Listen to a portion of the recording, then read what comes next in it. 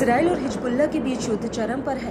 Israel के हमले का जवाब देते हुए हिजबुल्लाह ने अब दुश्मन देश पर अब तक का एक और सबसे भीषण हमला किया है।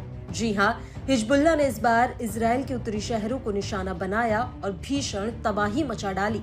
मिसाइलें और रॉकेट दागकर कई वाहने और इमारतों को ध्वस्त कर दिया।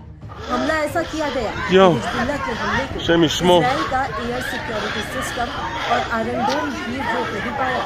इस हमले के कई वीडियो सोशल मीडिया पर वायरल हुए। हिजबुल्लाह ने इजराइल पर हमला ऐसे समय में किया है जब इजराइल के विदेश मंत्री गिदोन सार कह चुके हैं कि लेबनान के साथ युद्ध विराम के मुद्दे पर सकारात्मक प्रतिक्रिया मिली है। इजरायली रक्षा बलों ने बताया कि गैलीली पर लगभग 50 रॉकेट दागे गए, जिनमें से कुछ को वायु रक्षा प्रणालियों से रोक दिया गया। हालांकि कई रॉकेट कारमिल क्षेत्र और आसपास के शहरों को निशाना बनाने में सफल रहे। हिजबुल्लाह ने जिम्मेदारी लेते हुए कहा कि उन्होंने कारमिल बस्ती में पैरा ट्रूपर्स ब्रिगेड के लिए एक प्रशिक्षण बेस को निशाना बनाया था।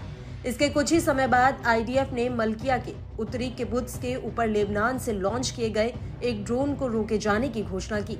इससे पहले दिन में लेबनान से आया एक और ड्रोन पश्चिमी गैलीली के लेमन शहर के पास दुर्घटनाग्रस्त हो गया, जिससे झाड़ियों में आग लग गई। हाइफा पर अब तक हुए हमलों में ये सबसे बड़े हमलों में से एक था, जिसमें हिजबुल्लाह ने लगातार 2 हमलों में लगभग 90 रॉकेट दागे।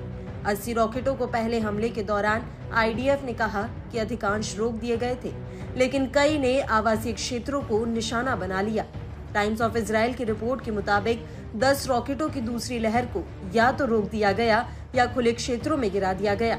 आपको बता दें कि 8 अक्टूबर 2023 को हमास द्वारा इजराइल पर हमले के बाद इजराइल ने हमास के खात्मे के लिए गाजा पट्टी को पूरी तरह से नेस्तनाबूद कर दिया था। हमास के टॉप कमांडर्स को मारने के अलावा उसका समर्थन कर रहे दूसरे गुट लेबनान स्थित हिजबुल्लाह को भी इजराइल ने निशाना बनाया। हिजबुल्लाह के नेताओं और उसके सदस्यों के खात्मे के लिए इजराइल ने बड़े हमले किए, मेजर ऑपरेशन कराया, साथ ही उसके टॉप नेताओं को भी मार गिराया। इजराइल के इस हमले में लेबनान में 10 लाख से ज्यादा लोग विस्थापित हुए हैं और इजरायली हमलों में कथित तौर पर 3189 से ज्यादा लोगों की मौत हुई है।